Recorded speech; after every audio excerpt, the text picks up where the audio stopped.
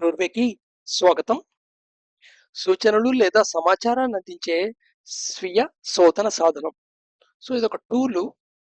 ఒక రకంగా చెప్పాలంటే దగ్గర దగ్గర 150 వీడియోస్ దాకా మనం యోగిక్ సైన్సెస్ యొక్క ప్రిన్సిపల్స్ గురించి దాన్ని స్టడీ చేయడానికి ట్రై చేసాం, దాన్ని అర్థం చేసుకోవడానికి ప్రయత్నం చేసాం. సో నాకు ఇప్పుడు యాక్చువల్గా ప్రాక్టికల్ ఆస్పెక్ట్లోకి వచ్చామన్నమాట. అందుకని నేను మాన్యువల్ టు సెల్ఫ్ అని కూడా టైటిల్లో డోర్వే టైటిల్లో పక్కన బ్రాకెట్లో రాయటం కూడా అదే కారణం. సో మాన్యువల్ ఎక్కడో జరగ ఇలా చేయండి ఉంటాయి కదా, అవి ఇప్పుడు మొదలవుతున్న వర్గంగా. ఇంతకుముందు కూడా కొన్ని వచ్చాయి. సో ఇప్పటిదాకా ఆ, సాధనలు లేదా ప్రాక్టీసెస్ అని తీసుకుంటే correcting of sleep, correcting of food, correcting of breathing, తర్వాత కరెక్టింగ్ ఆఫ్ థింకింగ్ లో పార్ట్ కింద థింకింగ్ ఇన్స్ట్రుమెంట్ ని కరెక్ట్ చేసుకోవడం పార్ట్ కింద drift watching. So drift watching analysis అయిన తర్వాత ఏం చేయాలనేది తర్వాత వస్తుంది. తర్వాత సెన్సిటివిటీ ఇంక్రీజింగ్ ఎక్సర్సైజెస్, తర్వాత ఫిజికల్ ఎక్సర్సైజ్ ఒక 3 ఎసెన్షియల్ అవి.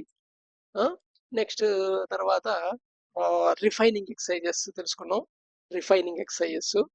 సో రిఫైనింగ్ ఎక్సర్సైజెస్ లో 6 రిఫైనింగ్ ఎక్సర్సైజ్ తెలుసుకున్నాం. బ్రీత్ ఎక్సర్సైజెస్ అది.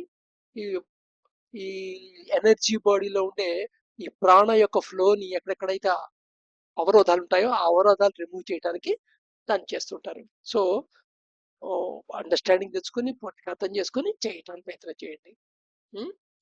సో నౌ విల్ ప్రొసీడ్ అవుదాం. ఈ బిహేవియర్ సైకాలజిస్ట్ టైంలో, అంటే 19th century, later 19th century టైంలో యానిమల్స్ మీద ఎక్స్పెరిమెంట్ చేసేవాళ్ళు. చేసి సైకలాజికల్ ప్రిన్సిపల్స్ ని ఫ్రేమ్ చేస్తుండేవాళ్ళు. పావలో, స్కిన్నర్, ఇలా చాలా మంది ఉన్నారు, సిలిగ్మన్. సో అప్పుడులో యాక్చువల్గా ఒక సామెత ఉండేది, తెలుగులో చెప్తాను సామెత. ఏంటంటే సపోజు కప్పని వేడి నీళ్ళల్లో పెట్టి చంపాలనుకున్నాం అనుకో, ఒకసారి వేడి నీళ్ళలో వెయ్యద్దు, అది వెంటనే రియాక్ట్ అవుతుంది, జంప్ అయి బయటకు వచ్చేస్తుంది. అదే కప్పని మామూలు నీళ్ళల్లో, రూమ్ టెంపరేచర్ ఉన్న నీళ్ళలో, మామూలు టెంపరేచర్ దగ్గర ఉన్న నీళ్ళలో పెట్టుంచి ఆ నీళ్ళని క్రమంగా కొంచెం కొంచెం కొంచెం వేడి చేసుకుంటూ పోతుంటే అదేమో ఆ వేడికి అడాప్ట్ అవుతూ ఉంటుంది. చివరికి భరించలేని వేడి వచ్చినప్పుడు చచ్చిపోతుంది అని బిహేవియర్ సైకాలజిస్టులు జనరల్గా చెప్తుండేవాళ్ళు. దీని మీద తర్వాత ఎర్లీ ఆఫ్ 20th సెంచరీలో కూడా చాలా ఎక్స్పెరిమెంట్స్ జరిగాయి, వాళ్ళ సైకాలజీ ఎక్స్పెరిమెంట్స్ గమ్మత్తుగా. బట్ ఒక ఫేమస్ ఎక్స్పెరిమెంట్ మటుకు ఫైనల్గా ఏం తేల్చారంటే, ఓన్లీ దాని క్యాపబిలిటీ కాంపిటెన్స్ లేనివి ఎలా వస్తాయి, కానీ అవి కూడా టెంపరేచర్ రైజ్ అవ్వగానే జంప్ చేసి వచ్చేస్తాయి, అలా చావడం జరగదు అని చెప్పడం జరిగింది. సో రైట్, ఎనీవే ఆ ఎక్స్పెరిమెంట్ ని కొంచెం మన యొక్క ఎగ్జిస్టెన్స్ లో, మన యొక్క ఉనికి గురించి అప్లై చేసి ఎలా ఉంటుంది అనిపించింది. సో అందుకోసమని ఇప్పుడు అది ఎలిస్ట్రేషన్ కింద తీసుకున్నాను నేను. సో సపోజ్ నీళ్ళని బాగా మరిగించి దాంట్ లోపలికి ఎగ్ వేస్తే, ఫ్రాగ్ వేస్తే జంప్ చేసి వెళ్ళిపోతుంది. కాంపిటెన్సీ బట్టి. సపోజ్ అది ముసలిదై ఉండో లేకపోతే దానికి ఏమైనా ప్రాబ్లం ఉంటే క్విక్ గా రెస్పాండ్ కాకపోతే చచ్చిపోతుంది అనుకోండి, 90% జంప్ చేసి బయటకు వెళ్ళిపోతాయి, 90%. అదే మన ఈ బిహేవియర్ సైకాలజిస్ట్ ప్రకారంగా ఇప్పుడు ఉండే బిలీఫ్ అని చెప్తాం, ప్రస్తుతం అది కాదో తేలిపోయింది కాబట్టి. సో అప్పుడు ఏంటంటే, సపోజ్ నువ్వు కప్పని వేడి నీళ్ళలో పెట్టి చంపాలనుకుంటే ముందు మామూలు నీళ్ళలో కప్పను వేసి కొంచెం కొంచెం కొంచెం వేడి చేసుకుంటూ వెళ్ళాలి. ఇలా వేడి చేసుకుంటూ వెళ్తుంటే అది ఆ వేడికి అడాప్ట్ అవుతుంటుంది. ఇంకా చెప్తే ఆ వేడిగా ఉండటం వెచ్చగా ఎంజాయ్ చేస్తుంది.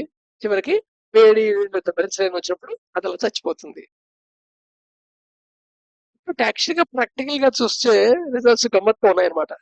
ఇది వేడిగా ఉన్న పాయింట్ నుండి ఆ వాటర్ లోనే వేడిగా తక్కువ ఉన్న టైం పాయింట్ కి మూవ్ అవుతుంది. సరే, కన్వెన్షన్ ప్రాసెస్ ద్వారా మన ఆ పాయింట్ కూడా వేడెక్కుతుంది అనుకోండి. సో చివరికి భరించలేని పొజిషన్ వచ్చిన మటుకు 90% జంప్ చేసి బయటకు వెళ్ళిపోతాయి. సో ఈ ఎగ్జిస్టెన్స్ కూడా ఇంచుమించు అలాంటిదే. ఈ ఎగ్జిస్టెన్స్ ఉంది కదా, ఈ ఎగ్జిస్టెన్స్ సపోజ్ మనం క్రియేషన్ నుంచి ఎగ్జిస్టెన్స్ లోకి వచ్చాం. ఏదైతే మనం సెల్ఫ్ అని చెప్తున్నామో ఆ సెల్ఫ్ అనేది వచ్చింది, డివైన్ ఫ్రాగ్మెంట్.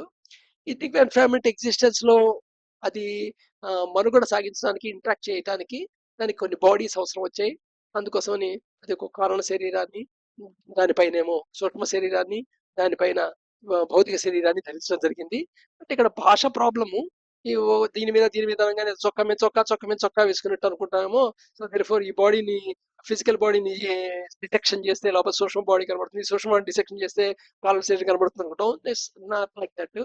భాష ఒక పరిమితి బట్టి అలా వాడాల్సి వస్తుంది కానీ 3 బాడీస్ దానికి ఇవ్వబడడం జరిగింది. సో భూ ఎక్స్పీరియన్స్ అవడానికి దానికి ఫిజికల్ బాడీ కావాల్సి వస్తుంది.